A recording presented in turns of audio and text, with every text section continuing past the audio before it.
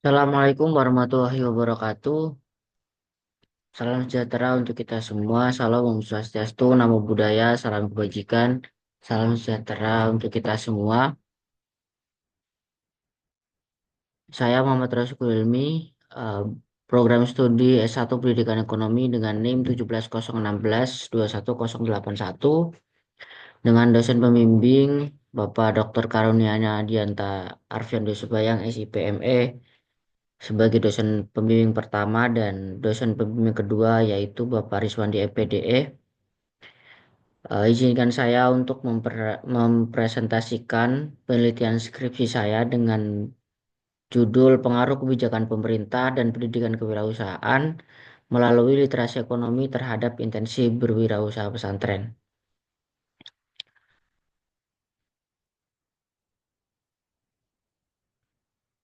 Baik, untuk latar belakang dalam rangka menghadapi era perdagangan bebas, kita ditantang bukan hanya untuk mempersiapkan sumber daya manusia yang siap bekerja, melainkan juga harus mampu mempersiapkan dan juga membuka lapangan kerja baru seluas-luasnya. Nah, dalam paradigma pesantren, ekonomi menjadi salah satu sektor yang menopang keberlangsungan pendidikan di pesantren, sehingga mau tidak mau, pesantren harus turut membaca realitas yang berkembang saat ini. Nah, sekarang di beberapa pesantren sudah memberikan apa memberikan kontribusinya dalam sektor ekonomi yaitu dengan membuka beberapa usaha yang sangat bermanfaat untuk pesantren dan juga sekitarnya. Nah, dari usaha-usaha tersebut mengubah paradigma pesantren dari konservatif kemudian menjadi progresif. Nah, penelitian dari Janah dan Harsono pada tahun 2023 itu mengungkapkan bahwa literasi ekonomi mampu membentuk peserta didik yang mudah dalam mengambil keputusan, baik itu keputusan ekonomi maupun keputusan yang lainnya. Dan menurut Silvana, bahwa pesantren mampu menghasilkan SDM yang berkualitas untuk meningkatkan perekonomian di Indonesia melalui pendidikannya. Nah, terlepas dari semua itu, pesantren merupakan lembaga pendidikan yang bertujuan membantu santri menjadi mandiri dalam semua dimensinya. Nah, namun perlu diketahui bahwa pesantren itu masih kental dengan kultur tradisionalnya. Nah, menurut Wibowo pada tahun 2021, pendidikan kewirausahaan yang dikemas melalui metode pembelajaran tradisional, tenaga pengajar, tinjauan pustaka, dan juga evaluasi tertulis melalui tes terbukti belum mampu mengaktifkan jiwa berusaha. Nah, untuk itu pesantren perlu memiliki unit usaha sendiri, baik yang berskala mikro, kecil, menengah, maupun skala besar. Nah, di Indonesia terdapat sekian banyak pesantren yang memiliki unit bisnis dengan aset mencapai miliar rupiah.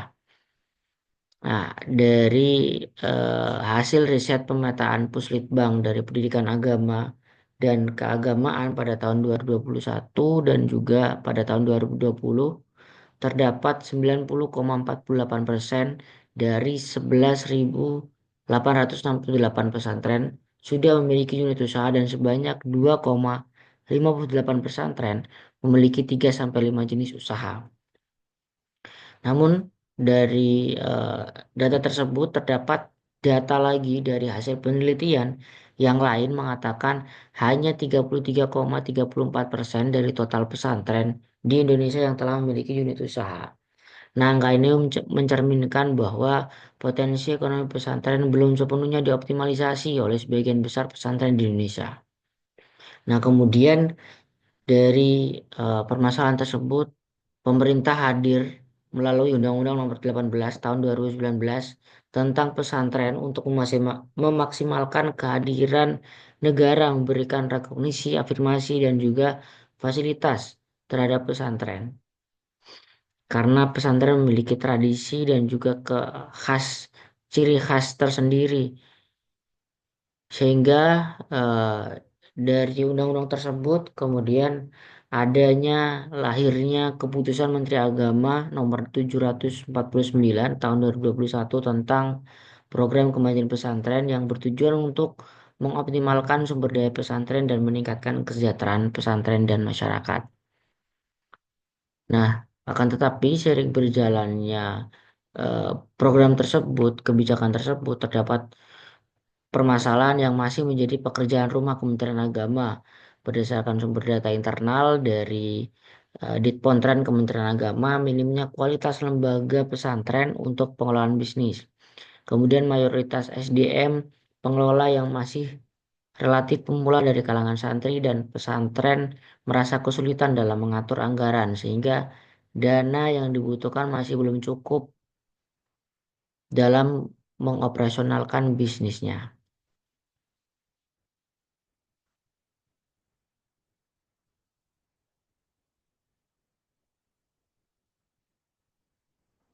Nah, dari latar belakang tersebut, penulis menyebutkan merumuskan masalah ada tiga rumusan masalah. Yang pertama yaitu apakah terdapat pengaruh kebijakan pemerintah terhadap intensi berwirausaha pesantren?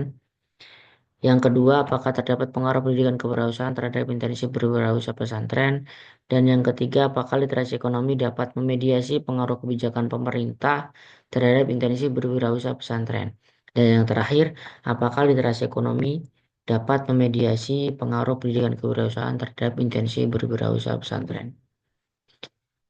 Kemudian tujuan dari penelitian ini adalah yang pertama untuk memberikan pemahaman tentang pengaruh kebijakan pemerintah terhadap intensi berwirausaha pesantren. Yang kedua untuk memberikan pemahaman tentang pengaruh pendidikan kewirausahaan terhadap intensi berwirausaha pesantren. Dan yang ketiga untuk memberikan pemahaman tentang pengaruh kebijakan pemerintah terhadap intensi berwirausaha pesantren yang dimediasi dengan literasi ekonomi.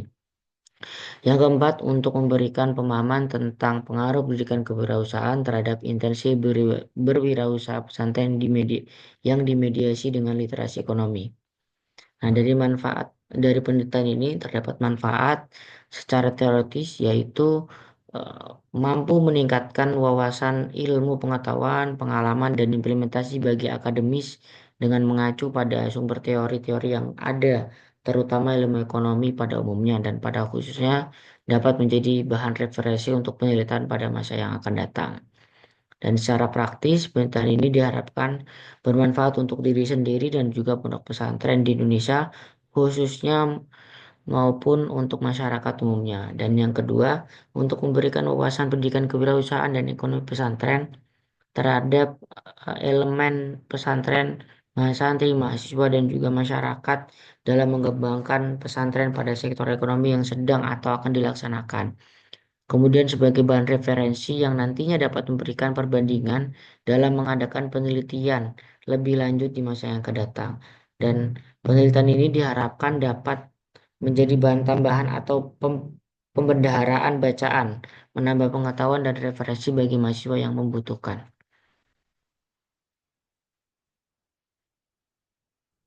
Lanjut ke bab 2, kajian pustaka.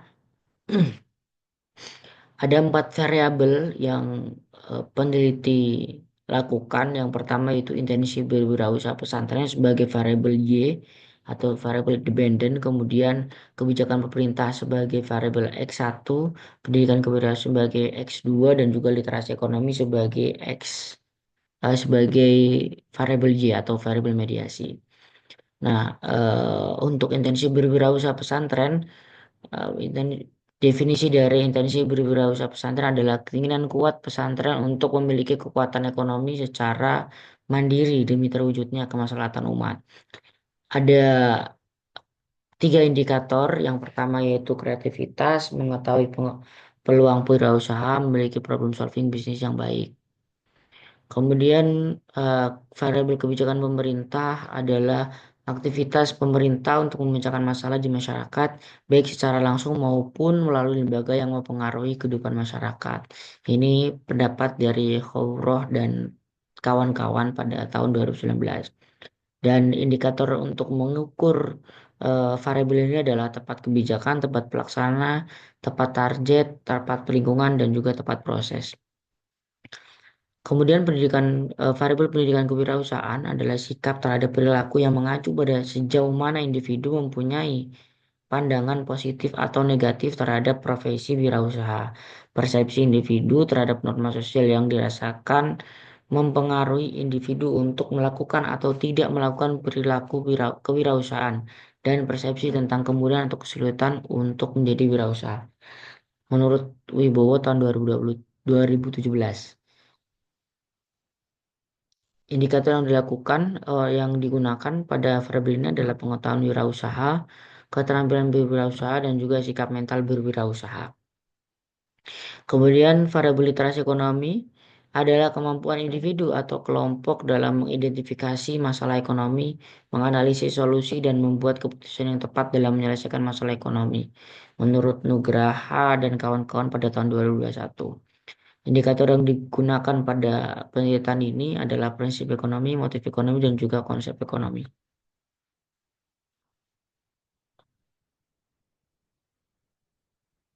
Kemudian ada fokus pada penelitian ini adalah program kemajuan pesantren. Dasar hukum yang digunakan untuk menjalankan program ini adalah ada 6 dasar hukum. Yang pertama yaitu Undang-Undang Nomor 18 Tahun 2019 tentang pesantren. Kemudian Peraturan Menteri Agama Nomor 31 Tahun 2020 tentang pendidikan pesantren. Keputusan Menteri Agama Nomor 749 Tahun 2021 tentang program kebudayaan pesantren. Peraturan Menteri Agama Nomor 30 Tahun 2020 tentang pendirian dan penyelenggaraan pesantren. Peraturan Menteri Agama Nomor 32 Tahun 2020 tentang Matali. Dan terakhir Keputusan Menteri Agama Nomor 1252 Tahun 2021 tentang peta jalan kemajuan pesantren. Nah, pada penelitian ini, peneliti menggunakan penelitian relevan, yang mana penelitian ini dianggap eh, relevan dengan penelitian yang sedang dilakukan oleh peneliti. Ada eh, beberapa penelitian yang dilakukan. Yang pertama yaitu penelitian dari Suhendi pada tahun 2020, penelitian Aziza pada tahun 2020, penelitian Ilham dan Zakaria pada tahun 2021, penelitian Sriani pada tahun 2022, penelitian Rahman pada tahun 2019, dan juga penelitian Nanda dan Fitriani pada tahun 2023.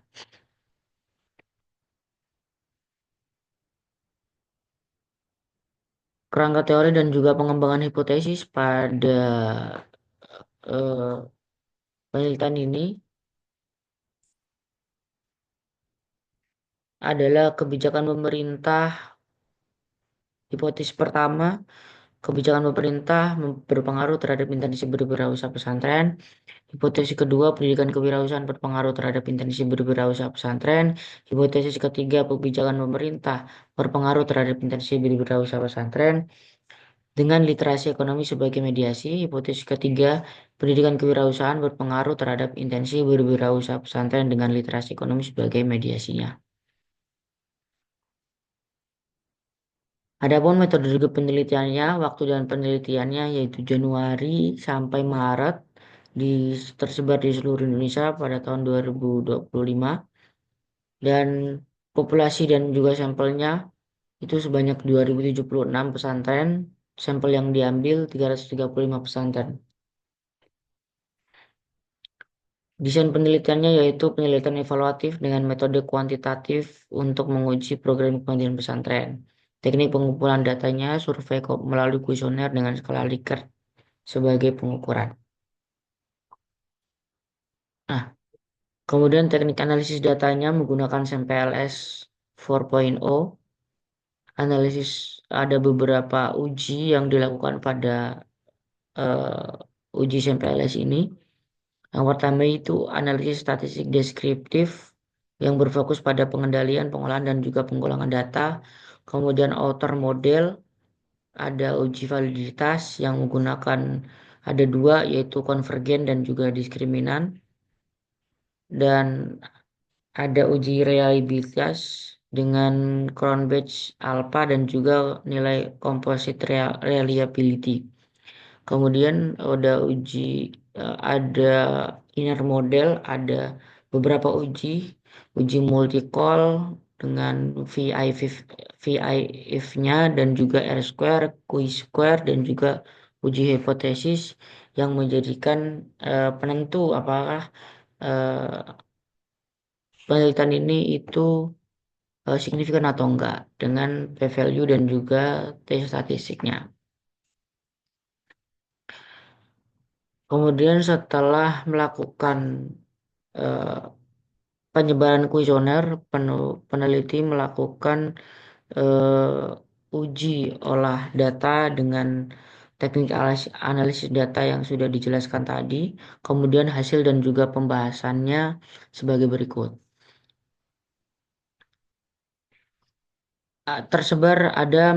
Terdapat 340 responden yang tersebar di seluruh Indonesia dengan eh, klasifikasi per pulau, yaitu ada Sumatera sebanyak 68 responden, Jawa dan Madura 232, Bali dan Nusa Tenggara 14, Kalimantan 8, Sulawesi 12, Maluku dan Papua 6. Nah, total yaitu 340 responden.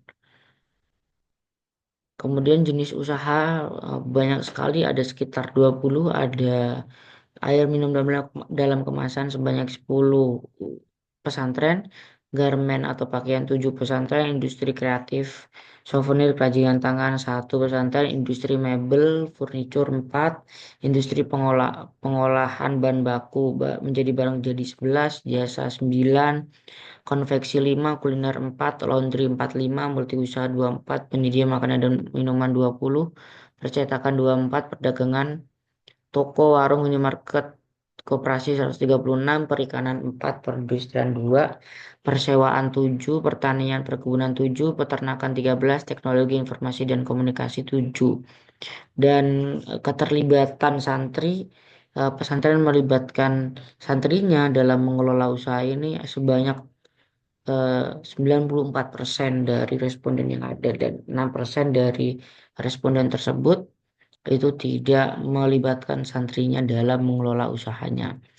Nah, dari analisis deskriptif ini, statistik deskriptif ini menunjukkan bahwa responden positif dan konsisten karena nilai eh, rata-ratanya tinggi dan standar deviasinya rendah. Ini menunjukkan bahwa respons positif dan konsisten terhadap kebijakan pemerintah, pendidikan kewirausahaan, dan juga literasi ekonomi. Dan persebaran wilayahnya luas sehingga hal ini memperlihatkan persepsi yang seragam, memperkuat generalisasi dukungan kewirausahaan di pesantren secara nasional. Dan kemudian usaha pesantren yang beragam mencerminkan bahwa intensi berwirausaha tidak terbatas pada sektor tertentu. Ini menunjukkan motivasi kuat di berbagai bidang.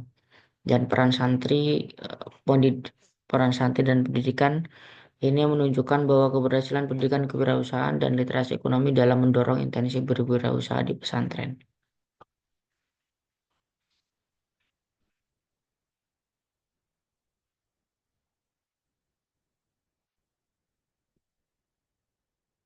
Dari uji analisis yang dilakukan oleh peneliti, ada jalur PET koefisien yang yang menentukan sejauh mana antar variabel ini saling berpengaruh, eh, signifikan. Nah, di sini hasil dari olah data yang sudah dilakukan, variabel kebijakan pemerintah memiliki pengaruh sebesar 0,145 atau 14,5% terhadap intensi variabel Y. Dan variabel kebijakan pemerintah juga berpengaruh terhadap literasi ekonomi. Sebagai variabel Z, variabel mediasi sebesar 31,4%. Dan variabel pendidikan kewirausahaan memberikan pengaruh terhadap variabel intensi berwirausaha pesantren sebesar 23,8%, Variabel pendidikan kewirausahaan berpengaruh terhadap literasi ekonomi sebesar 51,7%. Dan terakhir, variabel literasi ekonomi memberikan pengaruh terhadap intensi berwirausaha eh, pesantren sebesar 47,2%. Nah, ini nilai-nilai dari hasil uji yang sudah dilakukan oleh peneliti. eh, Nilai average variance extract-nya terbilang aman eh, karena di atas 0,5, dan juga nilai heterotrade monotrade ratio itu terbilang aman juga karena di bawah 0,9. Dan untuk nilai Crown Batch Alpha dan juga Composite Reliability-nya juga aman karena di bawah di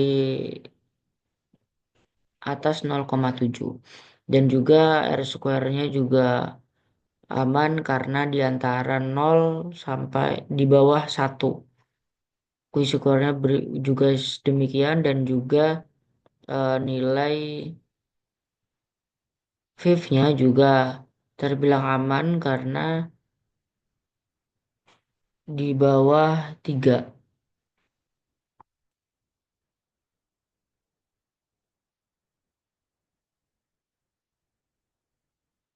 Kemudian uji hipotesis yang sudah dilakukan, eh, semua nilai p-values dan juga T statistiknya itu semuanya merupakan hijau atau signifikan semuanya. Hal ini mengindikasikan bahwa kebijakan pemerintah, yakni program kebudayaan pesantren, memang dirancang untuk mendukung kewirausahaan pesantren, dan implementasinya juga secara langsung mempengaruhi niat elemen pesantren untuk berwirausaha. Dan yang kedua, menunjukkan bahwa pendidikan kewirausahaan yang mencakup pengetahuan keterampilan dan juga sikap mental berwirausaha dapat meningkatkan niat elemen pesantren untuk berwirausaha. Dan yang ketiga, kebijakan pemerintah yang tepat dapat meningkatkan intensi berwirausaha elemen pesantren, baik dengan atau tanpa literasi ekonomi. Dan yang terakhir, menunjukkan bahwa pendidikan kewirausahaan yang mampu meningkatkan literasi ekonomi elemen pesantren dapat memperkuat niat mereka untuk berwirausaha.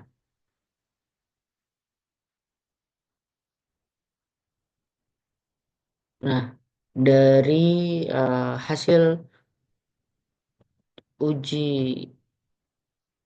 olah data tadi, eh, yang menjadi penutup adalah kesimpulannya adalah peran aktif pemerintah dalam menyediakan kebijakan yang mendukung kewirausahaan sangat berkontribusi dalam membentuk niat pesantren untuk berdakwah melalui sektor ekonomi. Pendidikan kewirausahaan yang diberikan melalui penguatan penguatan pengetahuan, keterampilan, dan juga sikap mental berwirausaha terbukti meningkatkan minat elemen pesantren untuk terjun ke dunia usaha.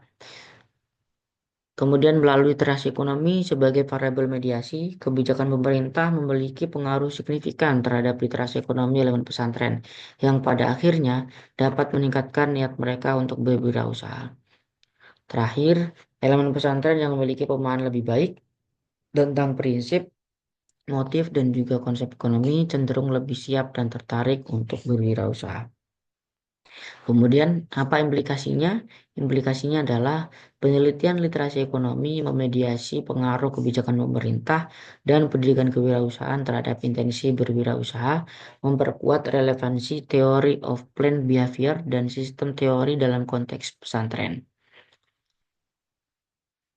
Model integratif yang menggabungkan kebijakan, pendidikan, dan juga literasi ekonomi ini dapat menjadi rujukan bagi penelitian lanjutan dalam ranah pendidikan, kewirausahaan berbasis pesantren ataupun nilai-nilai keislaman. Yang ketiga, pelatihan dan bimbingan teknis inkubasi bisnis yang dilakukan oleh Kementerian Agama pada program Kementerian Pesantren ini mempengaruhi intensi pesantren untuk kuat dan mandiri secara ekonomi. Yang keempat, pesantren mengintegrasikan literasi ekonomi dan pendidikan kewirausahaan dalam kurikulum, baik melalui pendekatan formal di mata pelajaran maupun non-formal dalam program ekstrakurikuler atau inkubasi bisnis pesantren. Kemudian pendidik, para pendidik di pesantren harus diberi pelatihan atau workshop mengenai literasi ekonomi dan kewirausahaan agar mampu menyampaikan materi yang aplikatif dan relevan dengan dunia usaha saat ini. Santri sebagai subjek utama didorong untuk aktif mencari informasi, belajar secara mandiri, dan memanfaatkan peluang ekonomi yang ada di sekitar mereka. Terakhir, dari apa yang sudah dilakukan oleh peneliti, peneliti memiliki keterbatasan penelitian. Yang pertama yaitu persebaran wilayah geografis untuk responden kuesioner yang kurang merata karena masih terpusat pada Pulau Jawa, sehingga kurang mewakili untuk menjelaskan hasil yang sebenarnya. Kedua, penelitian ini menggunakan pendekatan kuantitatif yang fokus pada pengukuran dan hubungan antar variabel, meskipun memberikan gambaran umum mengenai pengaruh antar variabel. Pendekatan ini kurang mampu menggali makna mendalam persepsi responden atau konteks kultural dari niat berwirausaha pesantren.